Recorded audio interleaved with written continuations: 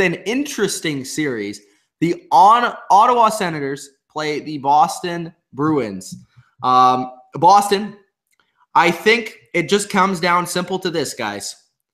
They had Tom Brady at their last game. Simply, they're going to move on to the next round. No, I'm just kidding. But simply, I'm going with Boston. I think that Ottawa is a skilled team, but skill doesn't necessarily mean that you're going to win in the playoffs. You actually look at the statistics here, and the statistical advantage goes to Boston. They score more goals per game. They give up less goals per game. They have a better power play and penalty kill. They win more face-offs, and they put more shots to the net.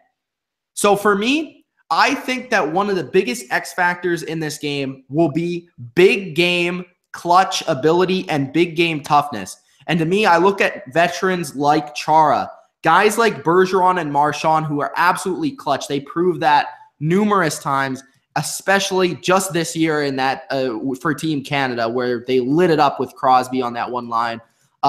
I think that those two guys are actually going to be the X factors to this series. Ottawa has nobody on their level except for their defenseman, Erik Karlsson. I'm not a huge fan of Karlsson, especially when it comes to, defensive defensemen. I think that he might actually struggle with a guy like Marchand who's gritty, who's going to be all over him in the corner, who's going to hit him after the play. I think Boston just has that playoff edge and that playoff team where they can make it past Ottawa. I'm just not a big believer in Ottawa. I think their goaltending is a little shaky. I believe a little bit more in Rask in that department.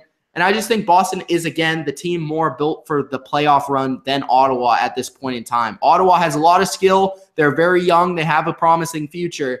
But to me, Boston with Bergeron, Marchand, and others, I think will take it in 7 games.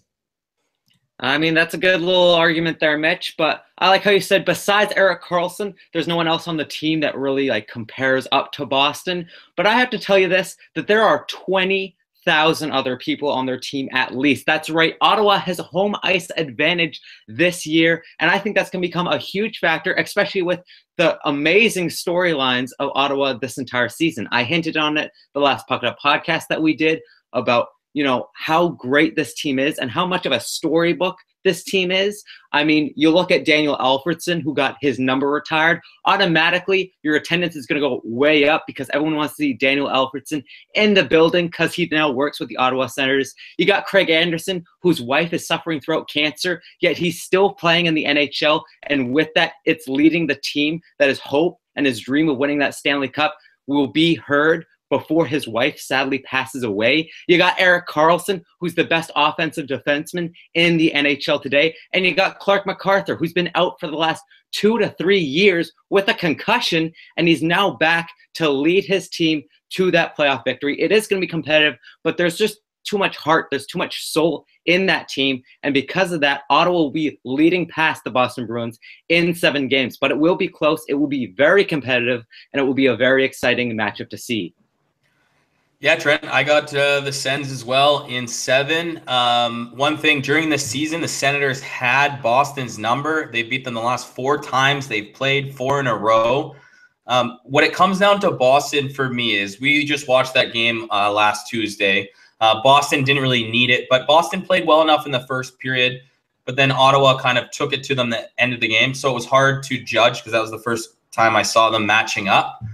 The thing with Ottawa, it's very tough to take them. I believe home field advantage, home ice advantage is key for them. But at the end of the day, they're going to have guys that I believe are going to step up that need to step up, like a Kyle Turris, a Matt Stone, some of those forward players. Even a guy like Burrows, I think, really helps with his experience in that dressing room. And to me, at first, I wasn't sold on the whole Burrows over. I don't know how they would take it. They didn't want it. But I think at the end of the day, I think Burrows has kind of stapled himself where a veteran that I think guys are looking up to, and I think, that's going to help for them. Boston is a very good team. I think Marchand, what he's done this year, but I'm going to go on a little Kevil rant. What Marchand did at the end of the season killed his team's playoff chance. You can't spear a guy and act like you're a Hart Trophy winner, best in an MVP by doing crap like that in a game that you had no need to spear a guy in the nuts. Like, what are you doing? I think that just alone is why they might lose, because he's been out the last 2 games. I think guys in the locker room, wouldn't you be like, this is the guy that's our leading goal scorer, just like spearing guys in the nuts when we're about to go into the playoffs? That easily could have been 4 or 5 games. Instead, they just let him take off the rest of the regular season. So that's what I don't like Boston. When it comes to the goaltending, I'm kind of the opposite of what I think Mitch said about Rask. I actually think Anderson is the better goalie. I think they're even in they're even in goals against, and I believe wins, pretty similar. But Craig Anderson has about 0.10% higher on the save percentage. I think Craig Anderson and that whole team are going to come together, and I have Ottawa moving on. So it would be Ottawa, Montreal. I got Ottawa moving on in 7. I just, I appreciate the storylines of the Ottawa Senators. There's lots of so many wonderful moments and stories that can get a guy choked up and emotional, and it's very touching. Classic Kev. It's classic Kev. I love that stuff. But I just look at this Boston team, and they just have the experience. They rebounded from the firing of Claude Julien. They were out of the playoffs. They were in a lot of trouble, and they dug themselves out of that hole and put themselves in 3rd place.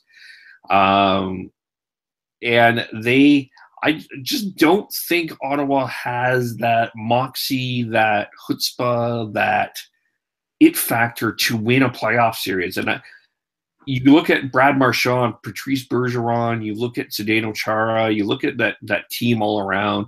I think faceoffs are going to be key. Bergeron's the best faceoff guy in the NHL. Thank you. I was going to say that, actually. Yeah. Yeah, but who are you going to take in a faceoff? Kyle Turris or Patrice Bergeron? Yeah, you'll take Bergeron. And just the Bruins have that, they just know how to win. And a guy like Marchand, yes, he'll do something stupid, but also recover and do something great too. And I just think the Senators don't have that moxie to win a playoff series yet, unfortunately. They don't have that star. They don't have that.